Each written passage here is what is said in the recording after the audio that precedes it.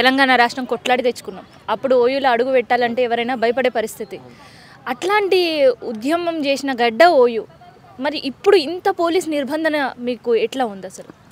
ఏం నడుస్తుందంటే అక్క, తెలంగాణ రాష్ట్రంలో ఈ ఉస్మానియా యూనివర్సిటీలో ఒక ప్రకటిత ఎమర్జెన్సీ నడుస్తున్నది. పోలీసు వాళ్ళకి ఉస్మానియా యూనివర్సిటీలో ఏం పని? ఉస్మానియా విశ్వవిద్యాలయం అనేది విద్యార్థులకు సంబంధించినది. ఉస్మానియా యూనివర్సిటీలో వ్యక్తిగత ఎవరికైనా కానీ భారత రాజ్యాంగం కల్పించిన ఏదైతే right to freedom of speech and expression article 19 ప్రకారము ఎవరైనా వాళ్ళ భావ ప్రకటన స్వేచ్ఛ తెలుపుకునే హక్కు ఉంటుంది. ఇక్కడికి వచ్చి విద్యార్థులు వాళ్ళ బాధని వాళ్ళ గోడును తెలుపుకుంటే కూడా ఇక్కడ వాళ్ళని జర్నలిస్టులపైన దాడి చేయడము, విద్యార్థులపైన పాశవికంగా దాడి చేయడం, వాళ్ళని దుర్భషలు ఆడడము, క్లాసులు జరుగుతుంటే క్లాసులకు పోయి విద్యార్థులను తీసుకురావడము, హాస్టళ్ళకి రావడం. ఏం పరిస్థితి? మీకేం అవసరం? ఉస్మానియా యూనివర్సిటీలో హాస్టళ్లలోకి వచ్చి చొరబడి ఇక్కడ లా అండ్ ఆర్డర్ని కాపాడాల్సిన పోలీసులే ఇక్కడ న్యాయాన్ని పాటించకుండా ఏం చేస్తున్నారంటే ట్రెస్పాస్ చేస్తున్నారు. అంటే చొరబాటుదారులుగా. ఎవరు చొరబాటుదారులు? పోలీసులు. అంటే తెలంగాణ రాష్ట్ర ఉద్యమం సమయంలో ఏం చేసినారంటే ఉస్మానియా యూనివర్సిటీలకి పోలీసులు రావద్దని అంటే అప్పుడు హైకోర్టులో పిటిషన్ వేస్తే హైకోర్టు ఏమని తీర్పిచ్చిందంటే ఉస్మానియా యూనివర్సిటీలో యూనివర్సిటీ అధికారుల పర్మిషన్ లేకుండా ఉస్మానియా యూనివర్సిటీలకు పోలీసులు పర్మిషన్ లేకుండా పోలీసులు ప్రవేశించరాదని ఆ రోజు తెలంగాణ హైకోర్టు ఇచ్చింది. ఆ రోజు ఆంధ్రప్రదేశ్ హైకోర్టు ఇచ్చింది. హైకోర్టు ఇచ్చినా కానీ దాన్ని తుంగలో తొక్కి ఈరోజు రాష్ట్రం సాధించుకున్నాం. రాష్ట్రం సాధించుకున్న తర్వాత 10 ఏళ్ల పాలన అయిపోయింది. 10 ఏళ్ల పాలన అయిపోయిన తర్వాత రేవంత్ రెడ్డి నిన్ను పిలిచి మాకు ఉద్యోగాలై నిన్ను గెలిపిస్తామన్నామా? అరే వేస్ట్ ఫెలో రేవంత్ రెడ్డి, నువ్వే వచ్చినావు మా దగ్గరకు వచ్చి మా కాళ్ళ కాడికి వచ్చి మా కాళ్ళు పట్టుకొని వాడు ఒకడు ఉంటాడు యూజ్లెస్ ఫెలో రాహుల్ గాంధీ. వాడికి రాజ్యాంగంలో ఎన్ని ఆర్టికల్ ఉంటాయో తెలియదు, ఎన్ని పేజీలు ఉంటాయో తెలియదు. ప్రతిసారి పార్లమెంట్లో నువ్వు రాజ్యాంగాన్ని పట్టుకొని తిరుగుతావు కదరా యూజ్లెస్ ఫెలో రాహుల్ గాంధీ. నీకు తెలియదా? ఆర్టికల్ 19 క్లాస్ 1 ఏమని చెప్తుంది, ఆర్టికల్ 19 క్లాస్ 2 బి ఏమని చెప్తుందో తెలియదా? వేస్ట్ వేలో రాహుల్ గాంధీ. నువ్వు మణిపూర్ పోతావు, ఒక సందేశ్ ఖాళీ ఒక మణిపూర్ తరహా ఇదే ఉస్మానియా యూనివర్సిటీలో జరుగుతుంది. నువ్వేం చేస్తున్నావు రాహుల్ గాంధీ? యూజ్లెస్ వేలో నువ్వు ఒక దేశానికి ఒక దరిద్రంగా పట్టినావు. నువ్వు పోయి ఎవరైతే ప్రతిపక్షం వాళ్ళని అడుగుతున్నావు, నువ్వు ఏదైతే మీ కాంగ్రెస్ పాలన జరుగుతున్న తెలంగాణ రాష్ట్రంలో ఒక అప్రకటిత ఎమర్జెన్సీ ఇదే ఉస్మానియా యూనివర్సిటీలో జరుగుతుంటే నువ్వేం చేస్తున్నావు అంటే ఉస్మానియా యూనివర్సిటీ అనేది విద్యార్థులకు సంబంధించింది. మేము ఇదే పోలీసు వాళ్ళని అడుగుతున్నాము, మీరు దాడి చేయాల్సిన అవసరం ఏముంది? అదే ఒక విద్యార్థి వచ్చి ప్రొటెస్ట్ చేస్తున్నాడు, ప్రొటెస్ట్ చేస్తున్నప్పుడు నువ్వు ప్రివెంట్ అరెస్ట్ చేసుకొని తీసుకుపోయి వాళ్ళని పోలీస్ స్టేషన్లో లేకపోతే లా ప్రకారంగా నువ్వు వాళ్ళని శిక్షించు, కానీ వాళ్ళపైన చేయి చేసుకునే అధికారం మీకు ఎక్కడిది? జర్నలిస్టుని ఇక్కడ లైబ్రరీ దగ్గర కూడా లైబ్రరీ నుంచి షర్ట్ పట్టుకొని మన జీ తెలుగుకు సంబంధించిన జర్నలిస్ట్ శ్రీచరణ్ని మన వెనకాల షర్ట్ పట్టుకొని పాపం ఆయనని గుంజుకొని పోయి పోలీస్ స్టేషన్కి తీసుకుపోయిన తర్వాత ఆయనని బెదిరించిన తర్వాత మళ్ళీ పోలీస్ స్టేషన్ నుంచి మళ్ళీ కారెక్కించుకొని ఒక దాదాపు 1 అవర్ తిప్పుకొని ఆయనను భయభ్రాంతులకు గురి చేసిండు. ఏమవసరం? మీరు పోలీసులేనా? అంటే ఈరోజు రక్షించాల్సిన పోలీసులే రాక్షసుల్లా వ్యవహరిస్తున్నారు ఈ తెలంగాణ రాష్ట్రంలో. ఎందుకంటే వీళ్ళకి రేవంత్ రెడ్డి అనే ఒక ఆయన వచ్చిండు, మనం చూసుకుంటాం.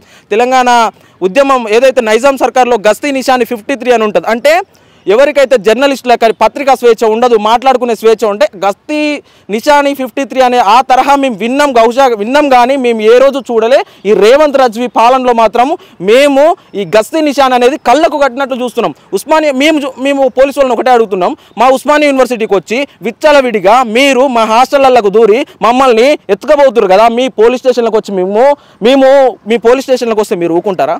ఎవరిదైనా వాళ్ళదే. విశ్వవిద్యాలయం అంటే విద్యార్థులకు నిలయం, ఇక్కడ విద్యకు నిలయం. అలాంటిది ఇక్కడ ఒక నిర్బంధాన్ని ప్రారంభించి ఒక నిర్బంధంతో ఇక్కడ చూసిన మనం వెహికల్స్ అన్ని పెట్టి తిష్టవేయాల్సిన అవసరం ఏముంది? మేము క్లాస్కి పోతే మా వెంట రావడము, మా వాట్సాప్ గ్రూపులు చెక్ చేయడము, ఇక్కడ లైబ్రరీకి వెళ్తే మా పక్కన కూర్చోవడము, ఇంటెలిజెన్స్ వాళ్ళని నిన్న అంటున్నాడు. అరే మరి మీడియా వాళ్ళు ఐడి కార్డు వేసుకోవాలని ఏసీపీ జగన్ సార్ చెప్తున్నారు. ఏసీపీ జగన్ సార్ మేమేమంటున్నాం అంటే ఐబీలో ఉంటారు, ఎస్బీలో తిరుగుతున్నారు. ఇప్పుడు లైబ్రరీలో కూడా చూపిస్తారు చాలా మందిని, మా పక్కన వచ్చి కూర్చుంటారు. వాళ్ళని కూడా ఐడి కార్డు వేసుకోమనండి. ఎందుకు వేసుకోరు ఐడి కార్డు? మీ ఎస్బీ వాళ్ళు ఐబీ వాళ్ళు కూడా వేసుకోండి. జర్నలిస్టులు ఒక్కలే వేసుకోవాలి ఐడి కార్డులు. మీరు ఏదో తెలియనట్లుగా వచ్చి ఏదో విద్యార్థులను హాస్టళ్లకు దూరడము, క్లాసులకు దూరడము అంటే ఈరోజు ఏం చేస్తున్నారంటే రేవంత్ రెడ్డి ఏదైతే నిరుద్యోగులు నట్టేట ముంచిండు. ఏంది? ఉద్యోగాలు ఇస్తామని ముంచినావు. ఉద్యోగాలు ఇస్తామని ముంచిన తర్వాత విశ్వవిద్యాలయంలో ఇలాంటి నిర్బంధం నెట్టి విద్యార్థులను చదువుకోనియకుండా చదువుకు దూరం చేసి మళ్ళీ వీళ్ళు ఎక్కడ చదువుకుంటే ఉద్యోగాలు అడుగుతారని వాళ్ళని విద్యా వ్యవస్థని నాశనం చేయాలని ఈరోజు రేవంత్ రెడ్డి ఒక కంకణం కట్టుకున్నావు. నువ్వేమంటున్నావు? డిఎస్సి విద్యార్థులు ఏదైతే ప్రిపేర్ అవుతున్న విద్యార్థులు సన్నాసులు అంటారు. ఎవడరా సన్నాసి? నువ్వురా సన్నాసి. వచ్చి మా కాళ్ళు పట్టుకుంటే నేను గెలిపించినాం రా సన్నాసి. నువ్వేదో పెద్ద పుడింగవని నువ్వేదో చేస్తావని కాదు, నువ్వు వచ్చి ఒక అబద్ధాలు చెప్పినావు. ఈరోజు ఏం చేస్తున్నారంటే మీడియా వ్యక్తులు ప్రొవోక్ చేస్తారు అనుకుంటారు, కానీ ప్రొవోక్ చేసింది రేవంత్ రెడ్డి గారిని అరెస్ట్ చేయాలి ముందల.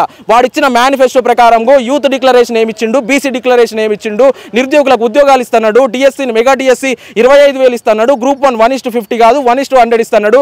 రాజశేఖర రెడ్డి ప్రభుత్వంలో 2008లో ఏదైతే 1:100 ఇచ్చిండు. అంటే మనం ఇవన్నీ చూసుకోవచ్చు. ఇవేమంటాడు అంటే సిల్లీగా న్యాయపరమైన ఇబ్బందులు వస్తాయంటావు. నువ్వు ఒక అడ్వకేట్ జనరల్ ఉంటాడు కదా, అడ్వకేట్ జనరల్ని తీసుకున్నావా? మరి న్యాయపరమైన చిక్కులు ఉంటాయన్నప్పుడు బట్టి విక్రమార్క నిండు అసెంబ్లీలో ఎందుకు మాట్లాడాడు అంటే సెన్స్ లేదా? అంటే 1:100 ఇస్తా అంటే న్యాయపరమైన చిక్కులేమో అప్పుడు ఉంటాయి, ఇప్పుడు ఇవ్వాల్సినప్పుడేమో న్యాయపరమైన చిక్కులు ఉండవు.